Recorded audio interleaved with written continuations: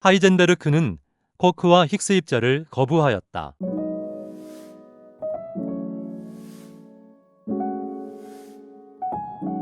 물리학의 새로운 분야인 양자역학을 만들었던 1세대 물리학자이자 양자역학의 거장이었던 하이젠베르크는 말년에 양자역학의 새로운 변화의 물결과 마주했고 1960년대 양자역학 분야의 새로운 젊은 과학자들이 등장하며 그들이 들고 나오기 시작한 쿼크 모델과 힉스 입자에 대해 강한 거부감을 보였습니다.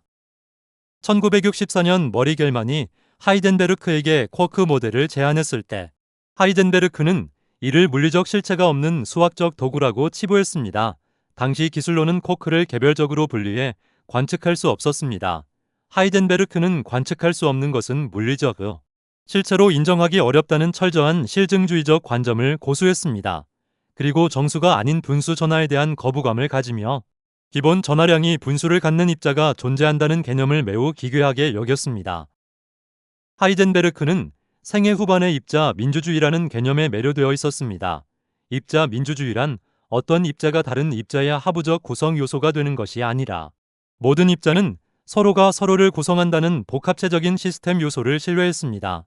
따라서 쿼크처럼 더 근본적인 기본 입자라는 무언가가 존재해서 이들이 양성자와 중성자를 만든다는 생각은 하이젠베르크의 철학적 신념직, 입자와 만물은 하나의 장을 공유하며 비롯된다라는 생각과 정면적으로 충돌했습니다.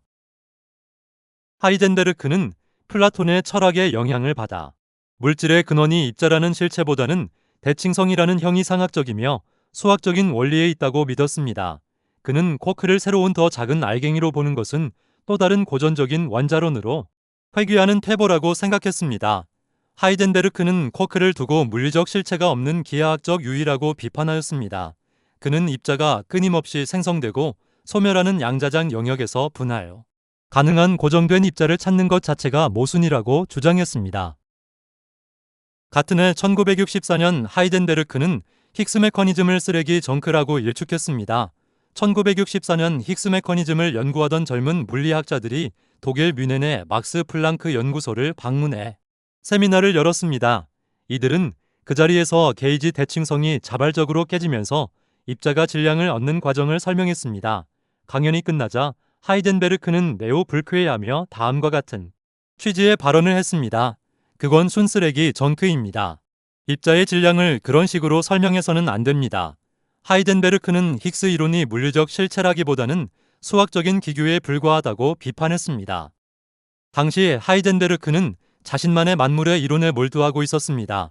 그는 모든 기본 입자가 하나의 통합된 장 필드에서 비롯된다는 비선형 스피노르 이론을 밀어붙이고 있었습니다. 그의 이론에서는 입자의 질량이 외부의 힉스 장과의 상호작용으로 생기는 것이 아니라 장 자체의 본연의 역학적 성질에 의해 결정된다고 보았습니다. 따라서 질량을 부여하는 역할을 하는 별도의 힉스 입자를 새롭게 도입하는 방식은 그에게 지나치게 자규적이고 치사한 해결책으로 보였던 것입니다. 하이젠베르크는 비선형 스피노르 방정식을 통해 모든 입자를 하나의 공식으로 설명하려 노력 중이었습니다.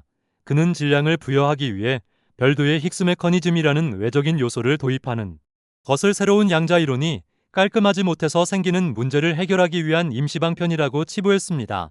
한때 하이젠베르크의 절친한 동료였던 파울리조차 하이젠베르크의 통일장 이론이 수학적으로 정교하지 못하다고 비판하며 돌아섰지만 하이젠베르크는 고집을 꺾지 않았습니다. 이 과정에서 그는 이제 주류 물리학계가 선택한 힉스 방정식의 모델을 진정한 근본 원리가 아니다라고 평가절하했습니다. 하이젠베르크는 우주가 단 하나의 단순한 수학적 구조 대칭성에서 파생되어야 한다고 믿었습니다.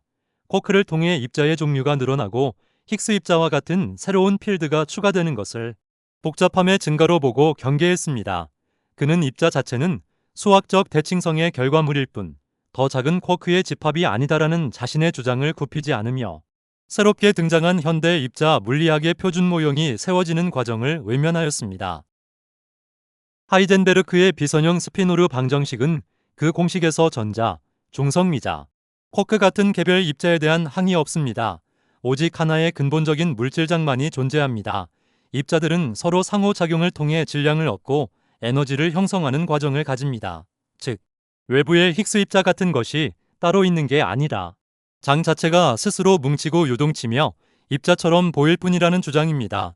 하이덴베르크는 이 공식 하나에서 우주의 모든 대칭성이 도출될 것이라 믿었지만 수학적으로 너무 복잡하여 구체적인 해를 구하는 데는 실패했습니다. 표준모형을 주장하는 과학자들은 입자가 모여서 우주를 만든다라고 생각하지만 하이덴베르크는 대칭성이라는 수학적 구조가 입자를 만든다라고 생각했습니다.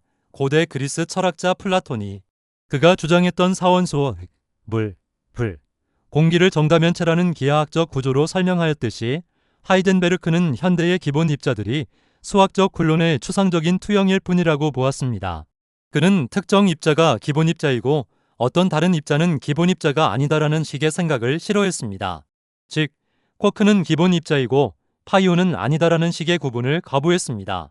그 대신 모든 입자는 동일한 근본 에너지에서 파생된 전체 중의 일부이며 에너지가 높으면 어떤 입자든 다른 입자로 변할 수 있다라는 입자 민주주의를 신봉했습니다. 그가 쿼크를 거부한 이유도 쿼크가 다른 입자들과는 다른 특권을 받아 기본적인 입자라는 지위를 차지하는 것을 용납할 수 없었기 때문입니다. 비록 하이덴베르크의 통일장 방정식은 현대 양자역학의 기둥이 된 표준 모형에게 자리를 내줬었지만 우주의 근본은 물질이 아니라 수학적 대칭성이다라는 그의 통찰은 오늘날 표준 모형을 넘어 새로운 물리학인 촉근 이론이나 루프양 자중력 이론과 같은 현대 통일장 이론을 연구하는 새로운 젊은 연구자들에게 깊은 영감을 주고 있습니다. 하이덴베르크의 S 행렬과 그와 함께 입자 민주주의를 지지했던 물리학자 제프리 취의 쿼크 같은 입자는 존재하지 않는다라는 주장은 아이러니하게도 하이덴베르크와 취가 주도한 S 행렬과 부트스트랩 프로그램 입자는 서로가 서로를 구성한다 해서 끈 이론이 탄생하게 되었습니다. 1968년 가브리엘레 베네치아노는 S 행렬이 특성을 만족하는 수학 공식을 발견했는데 나중에 알고 보니 이 공식이 진동하는 끈의 물리적 성질과 일치한다는 사실이 밝혀졌습니다. 하이덴베르크의 S 행렬 S의 매트릭스는 입자 물리학에서 입자들이 충돌 전과 후의 상태가 어떻게 변화하는지를 설명하는 핵심적인 개념입니다. 특히 이 이론은 현대 물리융합 이론인 끈 이론의 탄생에 결정적인 모태가 되었습니다. S 행렬을 처음 도입한 인물은 존 휠러입니다. 하이덴베르크는 휠러의 아이디어를 가져와 이를 독립적인 물리 이론의 수준으로 끌어올렸습니다. 하이덴베르크의 비선형 스피노르 방정식에서 도출되는 구체적인 물리적 결과물, 즉 입자들이 충돌하고 흩어지는 데이터가 바로 S 행렬입니다. 결국 S 행렬의 창시자는 휠러이고 하이덴베르크는 이를 집대성하였고 S 행렬의 수학적 조건을 만족하는 물리적 실체인 끈이 끈 이론입니다. 가브리엘레 베네치아노는 ES 행렬의 조건을 완벽히 만족하는 수학 공식을 찾아냈는데 이것이 바로 오일러 베타 함수였습니다. 남부 요이치로, 레너드 서스킨드, 홀거 닐슨 같은 물리학자들은 이 함수가 성립하려면 입자가 점이 아니라 진동하는 가느다란 끈이어야만 한다는 것을 증명했습니다. 끈 이론은 초기의 강력을 설명하는 S 행렬 이론으로 시작되었으므로 끈 이론은 하이덴베르크와 취의 직계 후손이라 할 수 있습니다. 결국 하이덴베르크와 취가 꿈꿨던 더 이상 쿼크와 같은 기본 입자라는 개념이 없는 세상은 입자를 점이 아닌 진동하는 끈으로 보는 현대 끈 이론 속에서 그 명맥을 계속 이어가고 있습니다. 비록 베네치아노가 끈 이론의 창시자 중 한 명이지만 결국 하이덴베르크의 S 행렬의 수학적 구조가 없었다면 끈 이론은 시작조차 할 수 없었을 것입니다. 오늘날의 끈 이론이 표준 모형이 고전하고 있는 중력 문제와 무한대 문제에서 홀로 자유로운 이유도 바로 끈 이론의 언어라고 하는 S 행렬의 구조를 따르기 때문입니다. 결국 표준 모형에 밀려 쓸쓸히 퇴장했던 하이덴베르크의 귀환과 다름없습니다.